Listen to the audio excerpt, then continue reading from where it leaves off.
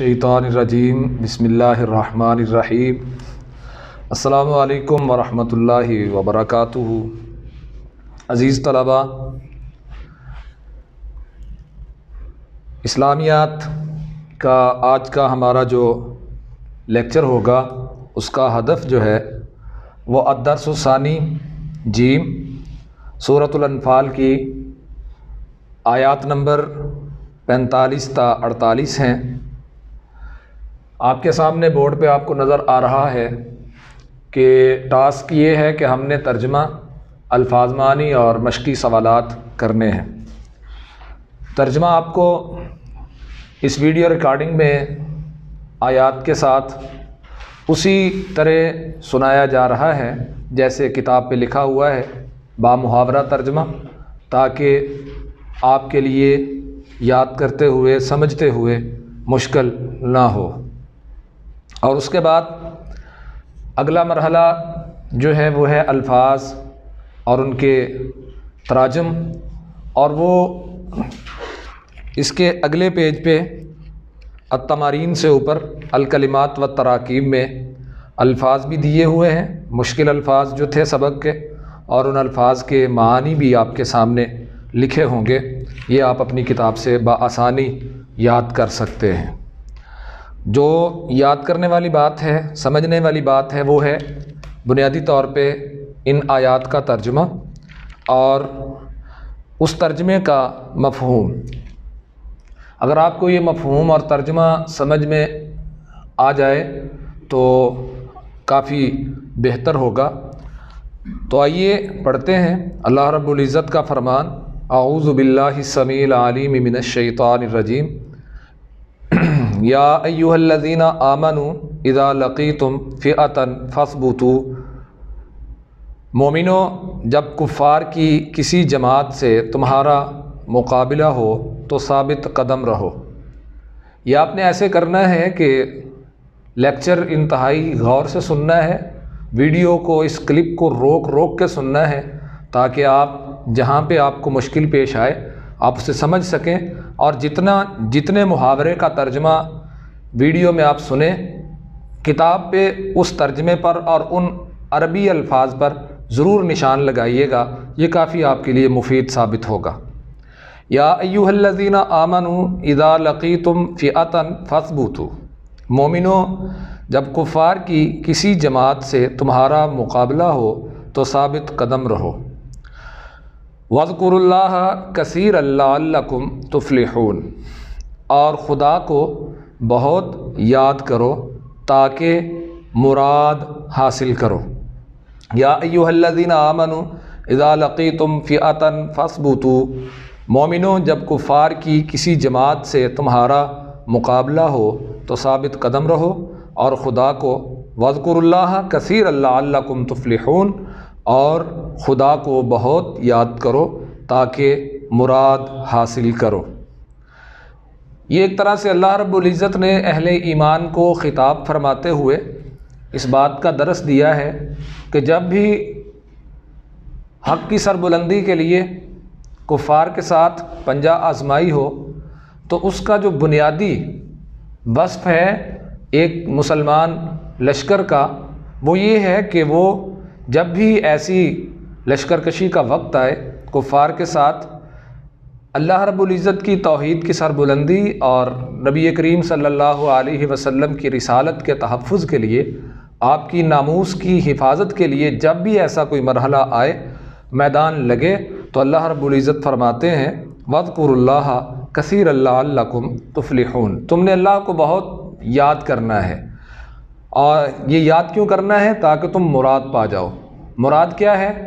कामयाब हो जाओ। कामयाबी क्या है? कि अल्लाह रब्बुल इज़्ज़त तुम्हें कुफ़ार के मुकाबले में, जिस तरह बदर के मैदान में अल्लाह रब्बुल इज़्ज़त ने जनाब नबी करीम सल्लल्लाहु अलैहि वसल्लम और आपके असहाब को सरबुलंद फरमाया, ऐसे ही हर दौर में जब भी कुफ़र के साथ इस्लाम के लिए मुसलमानों की जंग, लड़ाई हो, तो ऐसी लड़ाई में कभी भी अल्लाह की याद का दामन हाथ से नहीं छोड़ना।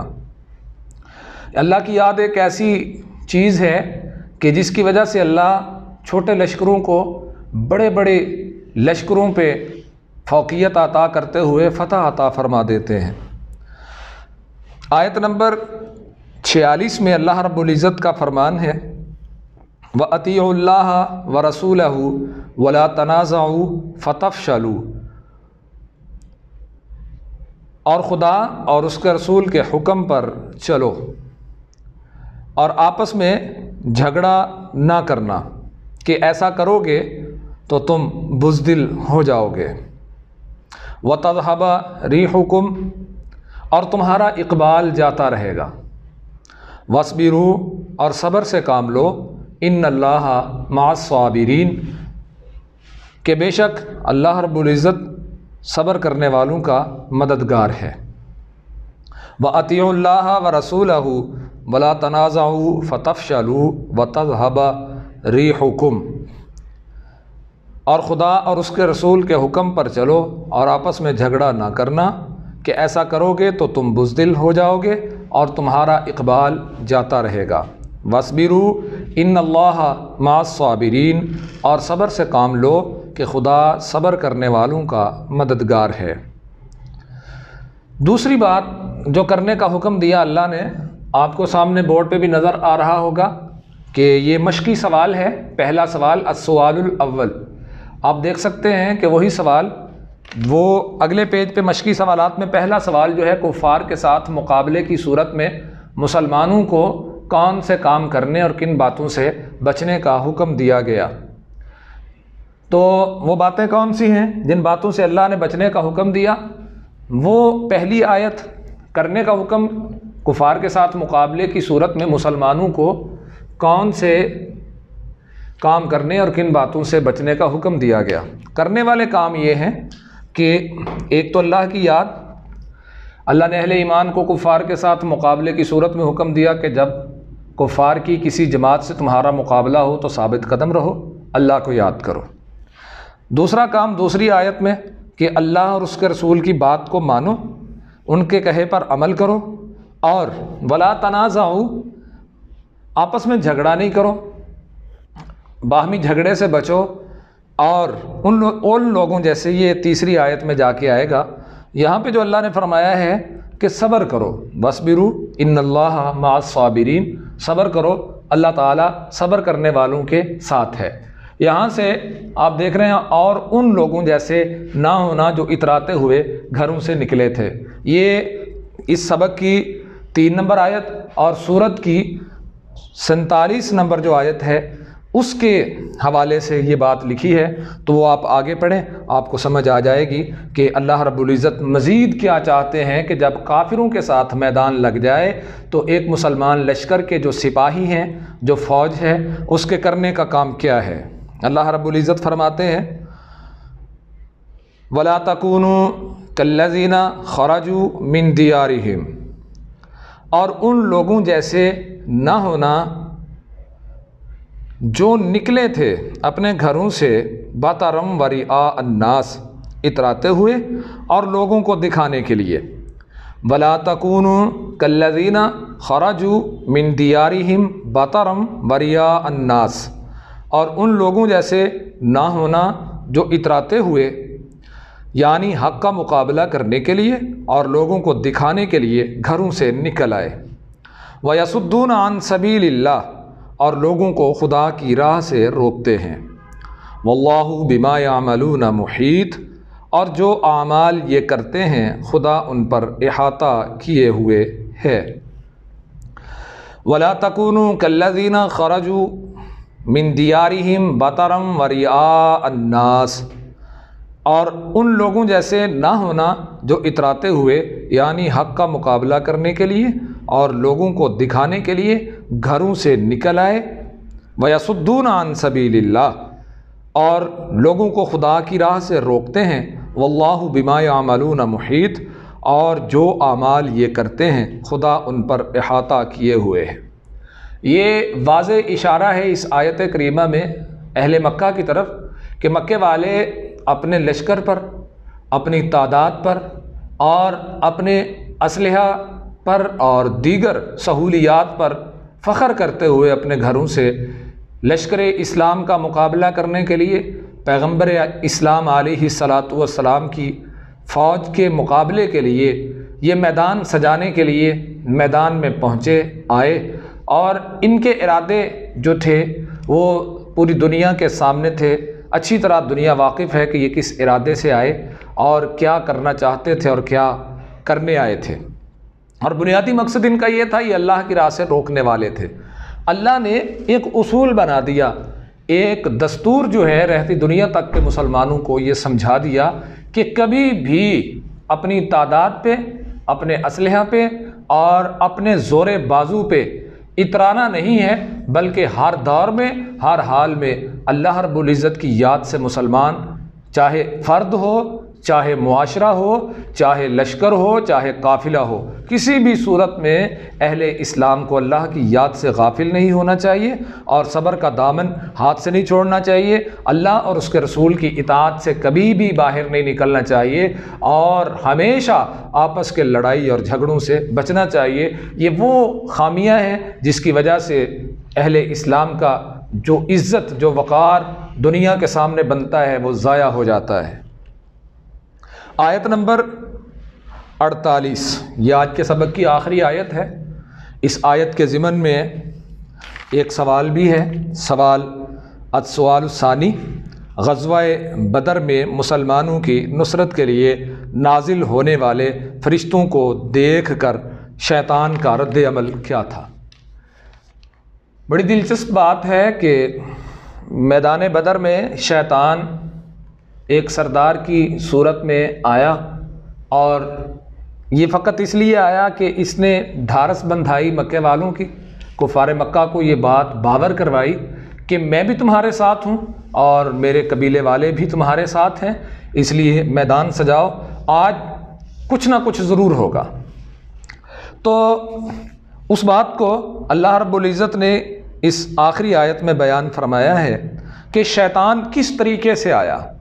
وَإِذْ زَيَّنَ لَهُمُ الشَّيْطَانُ أَعْمَالَهُمْ وَقَالَ لَا غَالِبَ لَكُمُ الْيَوْمَ مِنَ النَّاسِ وَإِنِّي جَارٌ لَكُمْ، اور جب شیطان نے ان کے اعمال ان کو آراستہ کر دکھائے اور کہا کہ آج کے دن لوگوں میں سے تم پر غالب نہ ہوگا، کوئی تم پر غالب نہ ہوگا اور میں تمہارا رفیق ہوں۔ شیطان نے کفار مکہ سے کیا کہا؟ شیطان نے کفار مکہ سے یہ کہا، پہلے نمبر پر تو ان کے اعمال ان کو آراستہ کر کے دکھائے، مزین کر کے دکھائے، خوبصورت کر کے دکھائے، اور دوسرے نمبر پر اس نے یہ ان سے کہا کہ جو تم آگے ہو، اتنا بڑا لشکر لے کے آئے ہو، اب ہوگا یہ کہ تمہیں غلبہ ہوگا، تمہارے سامنے کوئی بھی ٹھہر نہیں سکتا، اور ساتھ یاد رکھو کہ میں تمہارا رفیق ہوں، تمہارا ساتھی ہوں۔ وَإِذْ زَيَّنَ لَهُمُ الشَّيْطَانُ أَعْمَالَهُمْ وَقَالَ لَا غَالِبَ لَكُمُ الْيَوْمَ مِنَ النَّاسِ وَإِنِّي جَارٌ لَكُمْ، اور جب شیطان نے ان کے اعمال ان کو آراستہ کر دکھائے اور کہا کہ آج کے دن لوگوں میں سے تم پر غالب نہ، کوئی تم پر غالب نہ ہوگا اور میں تمہارا رفیق ہوں۔ فلما تراءت الفئتان نکص علی عقبیہ، یہاں سے جواب شروع ہوتا ہے السؤال الثانی کا۔ یہ جو ترجمہ پڑھا جائے گا، یہ جو یہاں آیت کا ٹکڑا آپ کے سامنے پڑھا جائے گا، یہ ترجمہ جو ہے یہ اس دوسرے سوال کا جواب ہے کہ فرشتوں کو نازل ہوتے جب شیطان نے دیکھا تو اس کا رد عمل کیا تھا۔ وہ رد عمل اللہ رب العزت بیان فرمانے جا رہے ہیں۔ فرمایا اللہ نے فلما تراءت الفئتان نکص علی عقبیہ وقال انی بریء منکم انی اری ما لا ترون انی اخاف اللہ۔ جب دونوں فوجیں ایک دوسرے کے مقابل صف آرا ہوئیں تو پسپا ہو کر چل دیا اور کہنے لگا مجھے تم سے کوئی واسطہ نہیں، میں تو ایسی چیز دیکھ رہا ہوں جو تم نہیں دیکھ سکتے، مجھے تو خدا سے ڈر لگتا ہے، واللہ شدید العقاب، اور خدا سخت عذاب دینے والا ہے۔ وَإِذْ زَيَّنَ لَهُمُ الشَّيْطَانُ أَعْمَالَهُمْ وَقَالَ لَا غَالِبَ لَكُمُ الْيَوْمَ مِنَ النَّاسِ وَإِنِّي جَارٌ لَكُمْ، اور جب شیطان نے ان کے اعمال ان کو آراستہ کر کے دکھائے اور کہا کہ آج کے دن لوگوں میں سے کوئی تم پر غالب نہ ہوگا اور میں تمہارا رفیق ہوں، لیکن جب دونوں فوجیں ایک دوسرے کے مقابل صف آرا ہوئیں، فلما تراءت الفئتان نکص علی عقبیہ، جب دونوں فوجیں ایک دوسرے کے مقابل صف آرا ہوئیں تو پسپا ہو کر چل دیا، وقال انی بریء منکم، اور کہنے لگا مجھے تم سے کوئی واسطہ نہیں، انی اریٰ ما لا ترون انی اخاف اللہ، میں تو ایسی چیز دیکھ رہا ہوں جو تم نہیں دیکھ سکتے، مجھے تو خدا سے ڈر لگتا ہے، واللہ شدید العقاب، اور خدا سخت عذاب کرنے والا ہے۔ اس آیت کریمہ میں اللہ تعالیٰ نے شیطان کی چال اور پھر شیطان کی چال کیسے، کس انداز میں اللہ رب العزت نے اسے جو ہے خواب و خاسر شیطان ٹھہرا، اور کس قدر وہ گھاٹے میں گیا اور کس قدر شکست اٹھائی کہ میدان سے بھاگ نکلا۔ پہلے آیا تو اہل مکہ کو ان کے اعمال، یعنی ان کی جو تیاری تھی، خوب ان کی حوصلہ افزائی کی، اور جب دیکھا کہ اب فرشتے نازل ہو رہے ہیں، نازل ہوتے فرشتوں کو میدان چھوڑ کے بھاگ دیا اور کہنے لگا مجھے اللہ سے ڈر لگتا ہے۔ تو عزیز طلباء، اس سبق میں مشقی سوالات میں التمارین کے تحت السؤال الثالث ہے۔ السؤال الثالث میں الف، با اور جیم۔ الف کے تحت یا ایھا الذین آمنوا اذا لقیتم فئۃ فاثبتوا واذکروا اللہ کثیرا لعلکم تفلحون، یہ آیت ہے۔ اگر تو آپ لیکچر ابتدا سے سنیں گے تو اس آیت کا ترجمہ بھی آپ بیان کر سکیں گے اور اس کا مفہوم بھی لکھ سکیں گے، تو لیکچر سننا شرط ہے اس آیت کا مفہوم اور ترجمہ لکھنے کے لیے، بلکہ تینوں آیات کا۔ با میں اس سے اگلی وَأَطِیعُوا اللَّهَ وَرَسُولَهُ وَلَا تَنَازَعُوا فَتَفْشَلُوا وَتَذْهَبَ رِيحُكُمْ وَاصْبِرُوا إِنَّ اللَّهَ مَعَ الصَّابِرِينَ۔ جیم کے تحت وَلَا تَكُونُوا كَالَّذِينَ خَرَجُوا مِن دِيَارِهِمْ بَطَرًا وَرِئَاءَ النَّاسِ وَيَصُدُّونَ عَن سَبِيلِ اللَّهِ وَاللَّهُ بِمَا يَعْمَلُونَ مُحِيطٌ۔ ان تینوں آیات کو سمجھنے کے لیے ایک دفعہ پھر آپ کو کہہ رہا ہوں کہ ان تینوں آیات کو سمجھنے کے لیے جو لیکچر شروع سے لے کر آخر تک جو ترجمہ پڑھا گیا ہے، جو ترجمہ آپ کو سنایا گیا ہے، اس ترجمے کو آپ نے کتاب سے دیکھ کے پڑھنا ہے، اور ان آیات کا ترجمہ اسی روٹین کے مطابق ویسے ہی کرنے کی کوشش کرنی ہے، اور آپ کر لیں گے انشاءاللہ۔ تو آج کا ہمارا سبق جو ہے وہ مکمل ہوا۔ تو ایک بات جو الکلمات و تراکیب کے تحت ہے، الکلمات و تراکیب جو ہیں وہ آپ کے سامنے بک پر لکھے ہوئے ہیں، وہ کوئی مشکل نہیں ہے، آسان ہے۔ اللہ رب العزت ہمارا حامی و ناصر ہو اور ہم سب کی تمام مشکلات کو اپنی رحمت سے آسان فرمائے۔ وما علیہ الا البلاغ۔